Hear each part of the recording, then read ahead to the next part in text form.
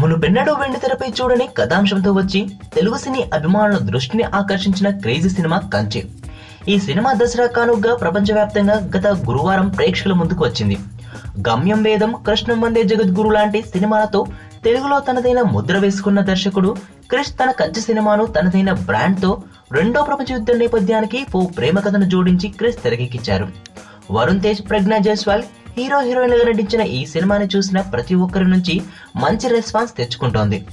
అబ్బురపరిచే world war 2 scenes, Varun Tej performance, Sai Madhav Burra రాసిన కదిలించే dialogues, grand production values తో పాటు 1940 కంటెంట్ ని ప్రజెంట్ చేసిన విధానం అందరినీ ఆకట్టుకుంటోంది. కంచె సినిమాకి క్లాస్ ఆడియన్స్ నుంచి సూపర్ రెస్పాన్స్ రావడమే కాకుండా రోజు రోజుకి కలెక్షన్స్ కూడా బాగా పెరుగుతున్నాయి. ముఖ్యంగా ఓవర్సీస్ లో రోజు రోజుకి ఈ సినిమాకి కలెక్షన్స్ బాగా వస్తున్నాయి. ప్రీమియర్స్ తో కలుపుకుని మొదటి 3 రోజుల్లోనే 2 కోట్ల షేర్ మార్క్ ని క్రాస్ చేసింది. మొదటి 3 రోజుల్లో డిస్ట్రిబ్యూటర్స్ లాభాలను అందుకున్నట్లు ట్రేడ్ పండితులు చెబుతున్నారు.